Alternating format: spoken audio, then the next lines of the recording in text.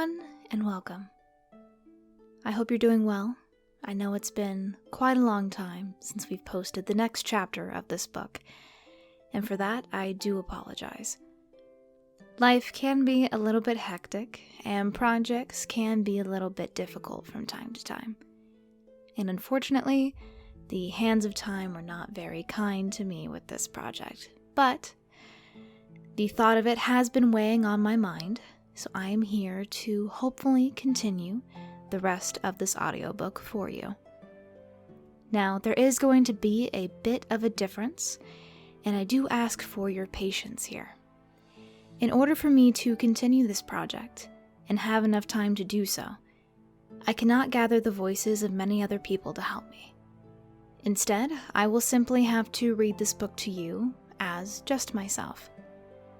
I know this can be a little bit disappointing, but I do appreciate your patience, and I hope that despite this, you'll still join me for the rest of this journey. And if you are one of the previous voice actors who is listening to this next chapter, I do want to go ahead and say thank you for all your hard work. I know there was a point in time where I had the lines for Act 3, however, computer corruption has made it difficult to retrieve those. I want to reassure you that it has nothing to do with the other people. This is simply my time and my struggles. But once again, thank you for your hard work, and I hope you will continue to listen as we dive into Act 3 of Alice in the Country of Diamonds, Bet on My Heart. Thank you, and I hope you enjoy. Act 3. The Unseen Relationship Chart. After the first survey meeting, things went back to normal in Hatter Mansion. Elliot, the twins, and most of the other mobsters went in and out of the place as they dealt with dangerous, quote-unquote, jobs.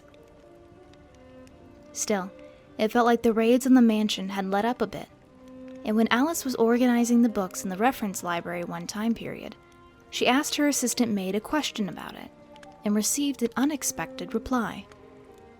Well, sure.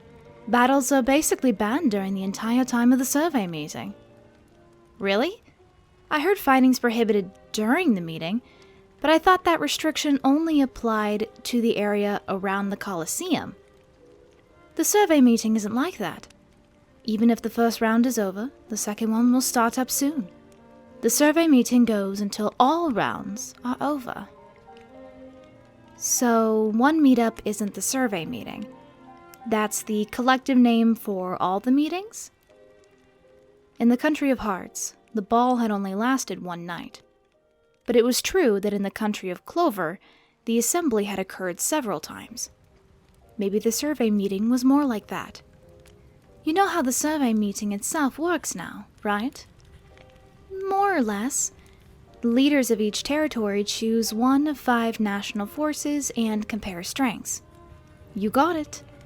In other words, the contest between the leaders is decided by the numbers, and if there's a battle, that changes the numbers. So if they kept fighting during the survey meeting, it wouldn't be an accurate survey. Oh, that makes sense, I guess. Alice knew the main reason for the entertainment event was to put people in close proximity for discussions. But the survey meeting was also a competition that pitted forces against forces. Any fight between leaders would have a direct effect on the strength or size of those forces. Especially with how violent people are in this world.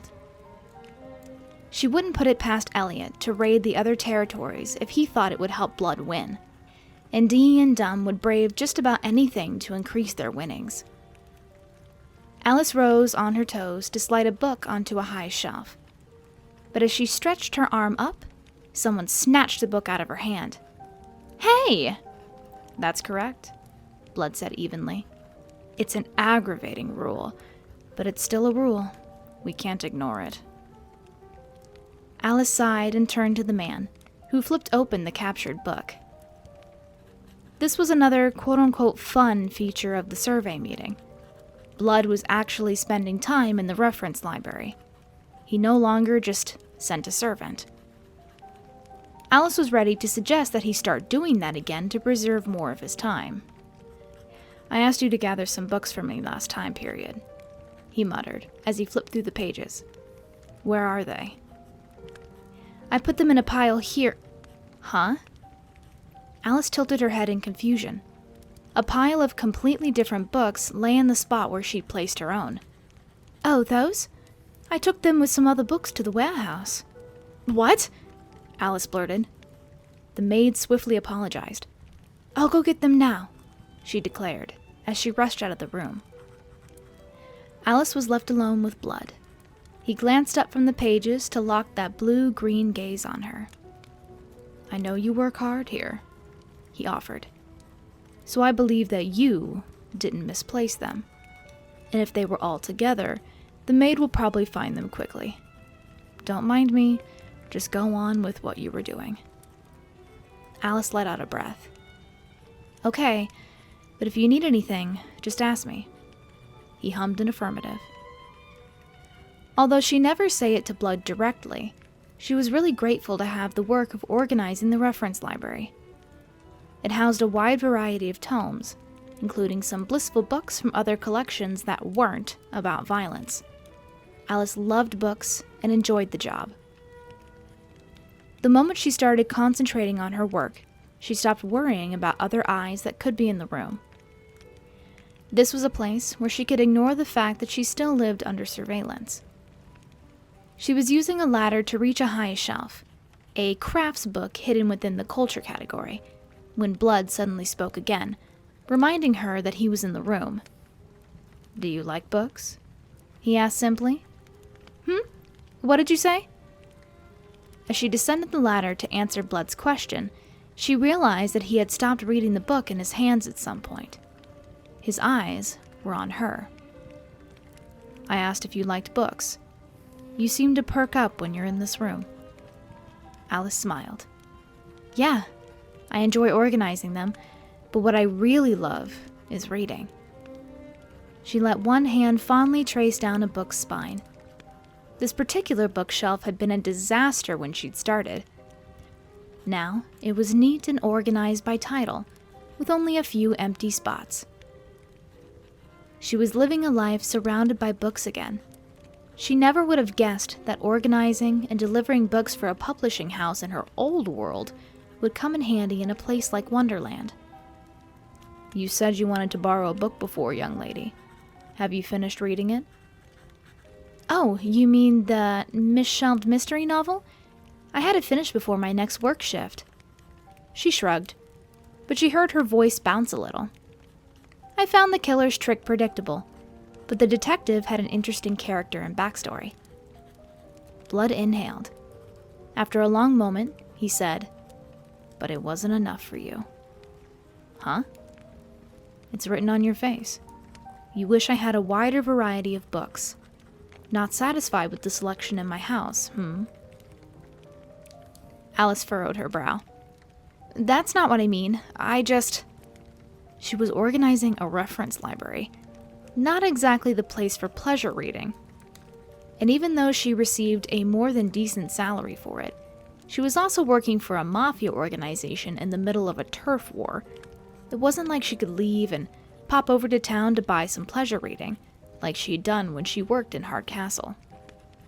You let me read whenever I want here, and I like the job. Besides, I've never been picky about genre. I can enjoy whatever books are in front of me." As Blood stared at her, she superimposed a memory of the old Blood over him. Books in this world always made her think of Blood in the Country of Hearts and Clover. He'd always recommended and lent books to her to read between work shifts at Hardcastle. He usually handed her books about tea or roses, granted, since they seemed to be his biggest hobbies. They weren't as formal as technical manuals, but she learned a lot of new things from them. Even if they were, probably, part of his strategy to manipulate her. That was always a little frustrating, but she liked aspects of it. A little nonfiction was good for the soul, and learning about what he loved was like learning more about him. She liked that memory. "When I think you're coming, he would say. "I find myself wondering what book is worth choosing for you.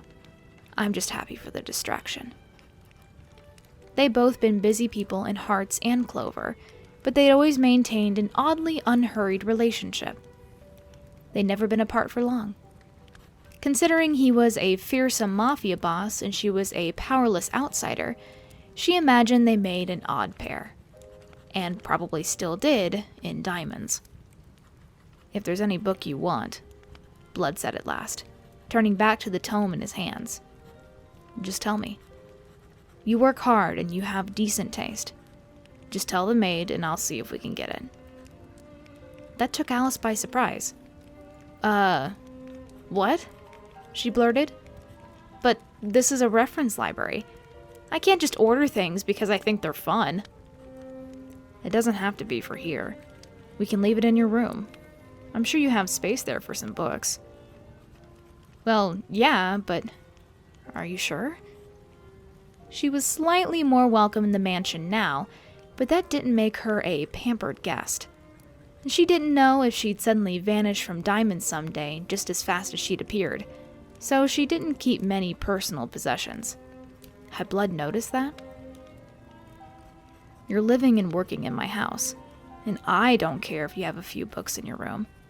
You've barely touched your salary, so you can use that to pay for them." Alice frowned.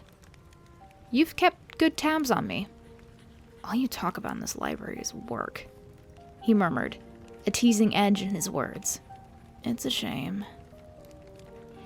Alice rolled her eyes to the ceiling. "How could I forget what kind of man this is?" she mused. Watching her from the shadows, cutting in with surprising insight. That level of intelligence fueled his bad attitude after all. "You don't dress up like other girls your age," he went on, "and you don't spend money on hobbies. It isn't hard to figure out that you don't know what to do with the money you've made so far." He shrugged. "If you don't feel any material desires, there's nothing I can suggest. It's just not a bad thing to invest yourself in wherever your interests lie." Alice was surprised at how much he was pushing it. She hadn't expected Diamond's Blood to talk like that, considering they weren't exactly friends here. Maybe they were finally shedding the cold formality between a boss and subordinate. After a moment of silence, she nodded. "Okay. Thank you." "I didn't do anything worth thanks." He hadn't turned his eyes up from the book in his hands. She cleared her throat. "Should you really be here?"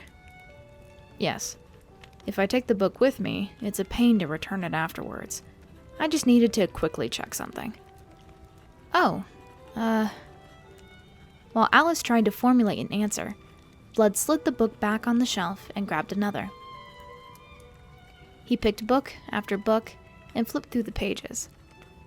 He was the head of the Hatter family. He could just send a servant to the library to fetch a book, and then send the servant back to return it. So Alice figured he'd have other reasons for coming. Still, his attitude and behavior baffled her. Even if the Blood in the other countries had liked her, she knew, all self-deprecation aside, that Diamond's Blood saw her as a friend at best.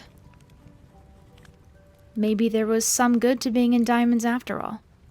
She'd stopped constantly wishing she was back in the country of hearts. I can never make up my mind.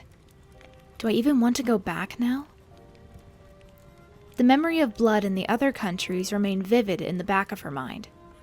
He had invited her to the tiny rose garden in so many night periods. He'd always pushed her to leave the castle and move in with him. It had probably just been lip service at the time, but that had been his version of courtesy. After all, no member of the mafia, let alone a boss, would be so welcoming of someone who was nothing more than an outsider. But Alice always refused. She never felt that the Hatter Mansion was her place in the world, so she always answered the same way. She watched the profile of the man reading a book nearby. Even if she'd accepted the invitation of the Old Blood, that would have meant living with the Old Blood. Not this Blood. What kind of relationship did she want with this Blood? She pursed her lips and turned back to her bookshelves. She lost her train of thought when she suddenly noticed the mess before her. She groaned aloud. Not again. Something wrong? Blood asked. I had this whole shelf perfectly arranged 2 time periods ago, but someone already messed it up. Blood walked up behind Alice and peered over her shoulder. She tried not to be self-conscious at the warm presence looming over her. She swallowed and pointed towards a book's spine. See? She asked.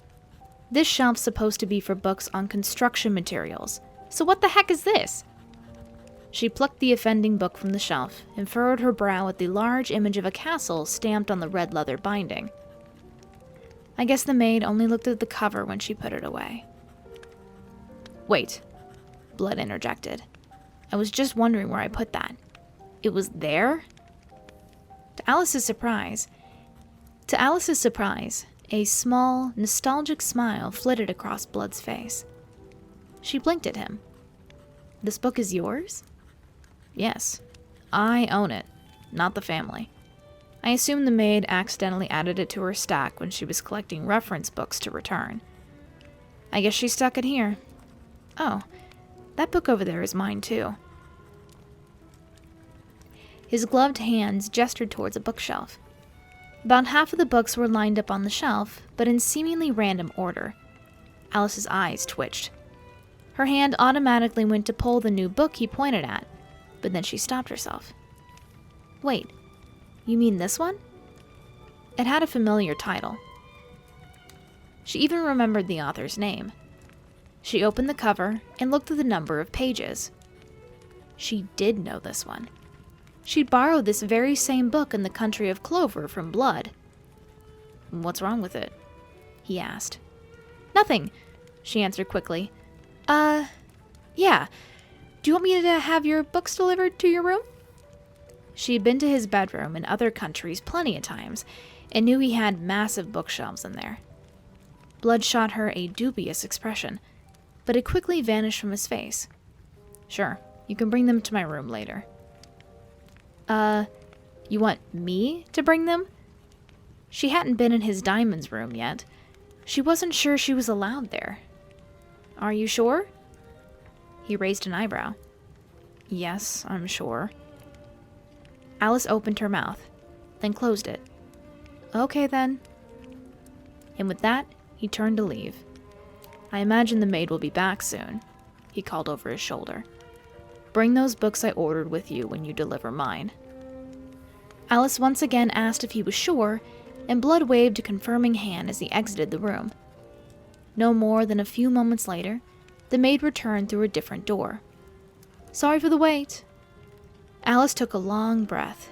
She carefully finished collecting her research material, tucked it in a file, and piled it with Blood's books. She clutched everything to her chest and stepped into the hallway. This Hatter mansion had the same general layout as in Hearts and Clover.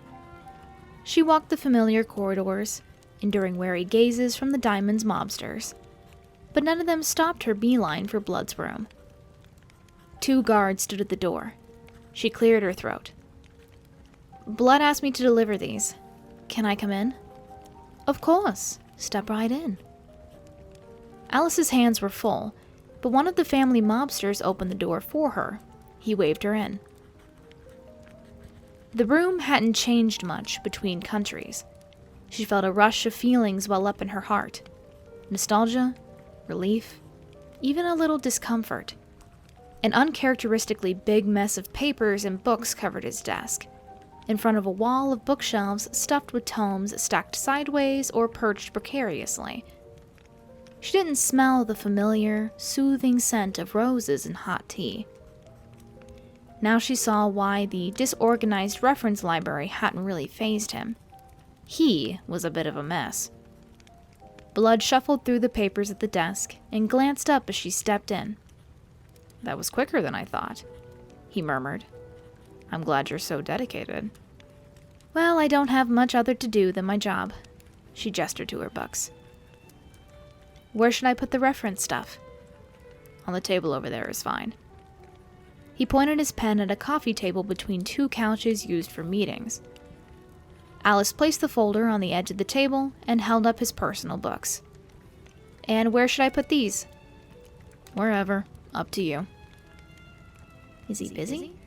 I expected him to have more opinions. She headed to the messy bookshelf. Since most people organized their bookshelves by author or genre or something, she assumed he had a system. She wouldn't let the chaos of the reference library spread to his personal space, especially since this was a much smaller job. She slid the first book onto the shelf in its apparent space, writing and correcting the books around it. Then she moved around to place the others. This would be landscaping, and this is... Alice moved left and right across the bookshelves that lined the walls. As she tucked the final book, a detective novel, into its space, she puffed out a sigh and tilted her eyes up. The shelf right above eyeline held a row full of children's books. While she scanned the titles, her hands slowly dropped to her sides. She recognized a series of 5 books in the corner bookshelf. But counting the volumes again, she found something puzzling. These books. Just like the book in the reference library, these were tomes that Blood had lent her in the country of Clover. But in Alice's memory, there were only 3 in the series. Alice had assumed Diamonds was a country stuck in the past, even if it wasn't a completely perfect version of the past. So the 2 extra spines confused her. Is there something about those books that interests you? Blood asked her from behind. I guess you could say that. Then take them. Really? Yes. She heard his papers shuffling as his voice took on a hint of disgust.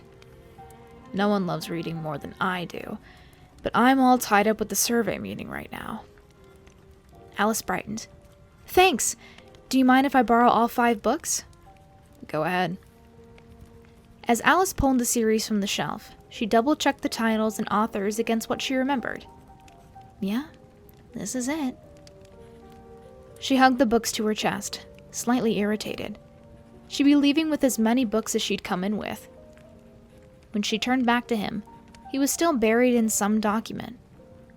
From what I hear, he murmured, you hardly ever leave the mansion.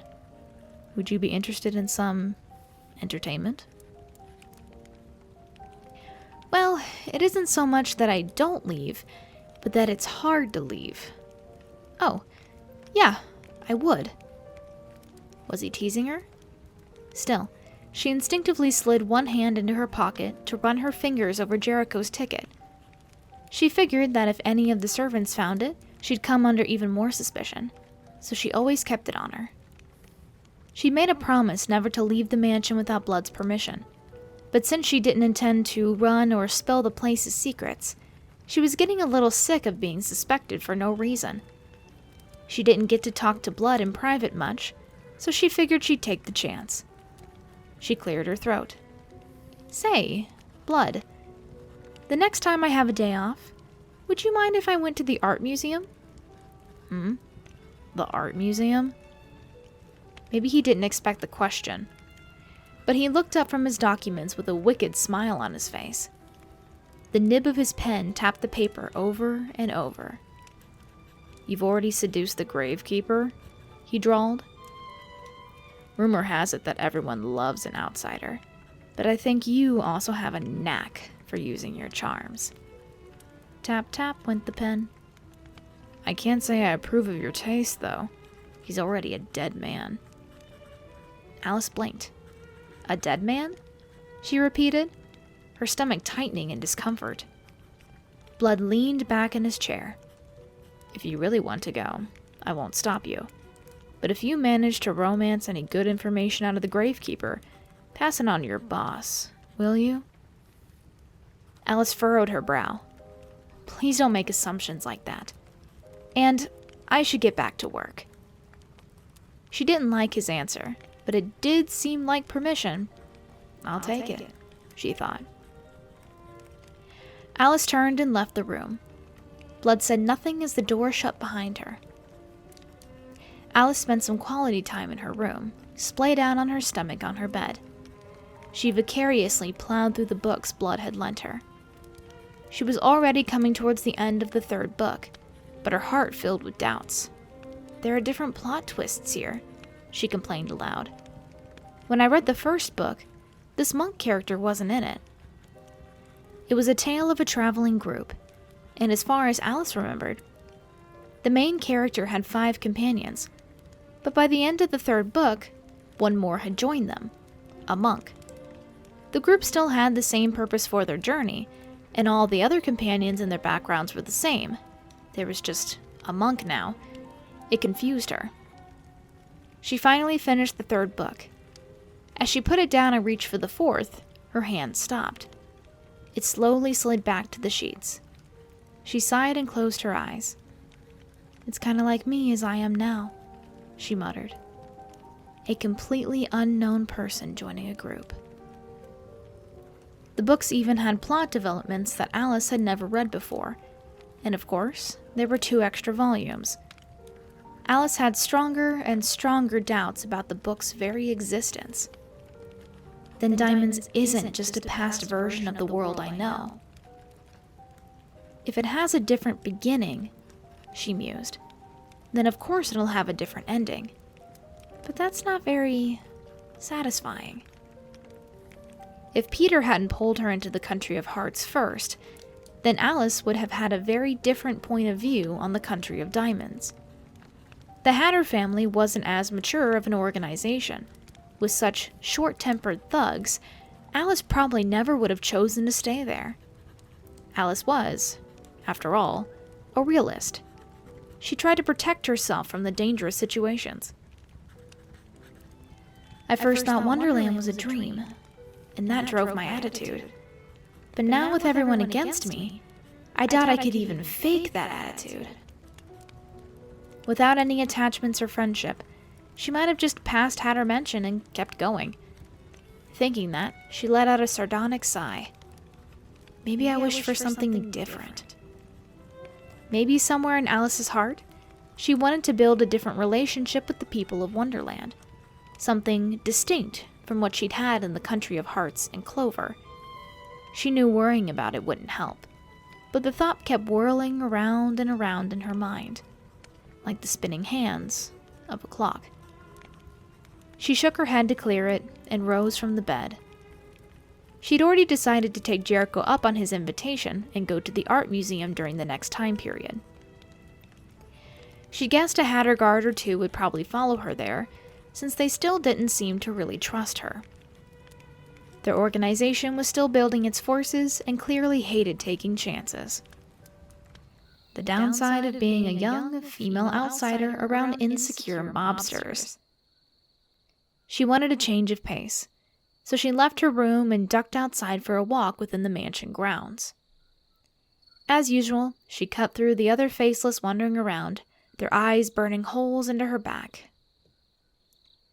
"Good evening," one of them called, his voice careful. "Out for a walk?" "Good evening," Alice replied politely. "Are you guys on patrol?" "Yes, night patrol. It's such a pain, huh?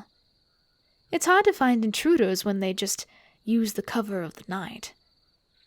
She knew they were under pressure to watch her, so she couldn't exactly blame them, but she wanted some space. Alice made for a place she knew would be more or less deserted. As she traveled deeper into the mansion's outdoor grounds, the weeds grew thicker under her feet. She tried not to trip on them. A bird hooted somewhere nearby. Was that an owl? Alice followed the sound to the trees, curiosity compelling her. In the shadow of a tree, she saw a human shape that didn't look like a Hatter Faceless. The dappled moonlight played on his white suit jacket. Blood? She squinted. The person vanished into the trees. Had that been him? She followed the shadow.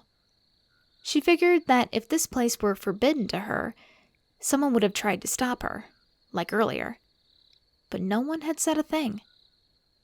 She took a breath and ducked under an overhanging branch. As she followed the white shadow deeper into the deserted area, Alice started to hatch a theory about where Blood might go. She didn't know if the secret rose garden existed in Diamonds or not, but that place only admitted the few people who knew of it. Even Elliot had never been in the place. Blood had always saved it for himself, his sister, and Alice, whom he'd invited on a whim. She hiked through the woodsy grounds, but couldn't catch sight of Blood's trail. She wrinkled her nose. I was sure it was this way. Maybe it was her own fault for letting him disappear. She glanced right and left, ignoring her feet until they suddenly rammed into something. Ah! By the time she realized that someone had tripped her, she was spilling toward the ground. A rock-hard hand gripped her arm, yanked her up, and shoved her against a tree. Blood? What are you? Blood abruptly pinned her wrists above her head. His other hand shoved his cane against her throat. Didn't anybody tell you that this area is off limits? He hissed. I stayed quiet and followed you, and I was thrilled to have finally uncovered your assassination plot. But here you are, unarmed as usual. Alice choked. Assassination plot? I don't know what you're talking about.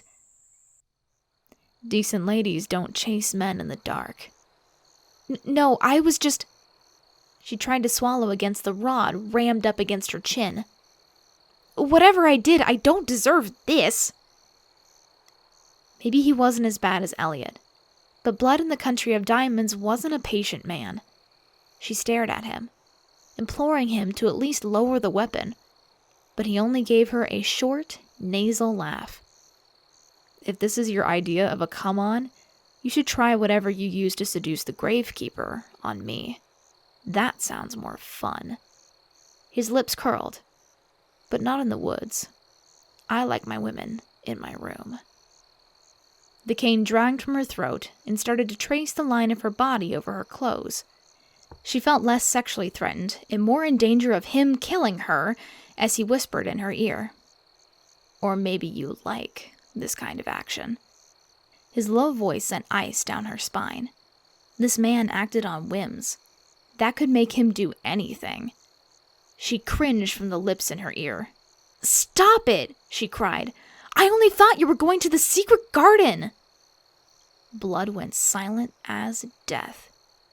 He pulled back, his hand still gripping her wrists.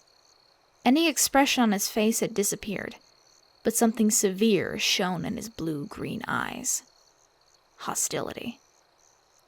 That gaze pierced through Alice's body and cut into her heart. She was terrified that she had said too much. Blood had told her how he'd kept his garden a secret. He'd murdered the builders outside of the mansion grounds, then created a hard and fast rule that no one was to enter the area without his permission. The only people who knew it existed were the only people allowed in. And Blood in the Country of Diamonds had never told her about the garden. She could barely breathe as he stared at her with murder in his eyes. You, he said, his voice razor sharp and very, very cold. What do you know? Alice tried to calm her pounding heart. Blood wouldn't kill her yet. If she had information that he wanted, that had to come first. She stared, morbidly fascinated at the man who loomed over her. She didn't know why she did that, when he could kill her right then and there. His eyes, violent and disturbed, sparkled in the night gloom. He was interested in her. And in the intensity of that gaze, something deep in her chest clamored for her attention. It wasn't fear. Alice chewed on her lip as that sensation throbbed in her heart. What's happening to me?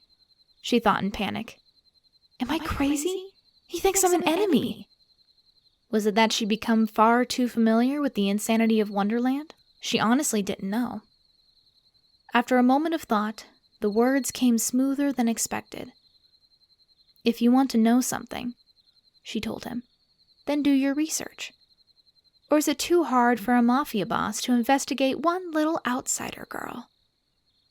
She knew it was provocative, But she didn't want to be the only one trembling. She felt locked in a staring match as the silence dragged on, but the bitter cold between them finally drained away. He released her wrists and took a breath. She still sensed animosity as she slowly lowered her hands, but the threat in his voice had blurred together with an emotion she hadn't seen in him before. "I guess that's true," he murmured. "I see the value in investigating you. I'll expose whatever truths you're hiding." "I look forward to what you find." The words that tumbled out of her taunted him, but she was still confused about her own feelings. This would have never worked on the old blood. He would have never risen to such a cheap provocation from a teenage girl. But it had worked, and Alice had an idea of what was coming next. The question was, if it went as Alice thought, would she be happy or sad about it? What did these two bloods have in common? How were they different? Her feelings towards them were so complicated she couldn't explain it if she tried. "Come to the secret garden whenever you like," the old blood had said. "My word is law here, and I say you can visit any time the mood strikes you." The secret rose garden at night. She'd managed to gain access to his hard-won sanctuary. But this place wasn't his. It belonged to a different Blood Dupre. And that's the end. Thank you all for joining us for Act 3, and hopefully we'll see Act 4 very soon in the future. Thank you, and goodbye.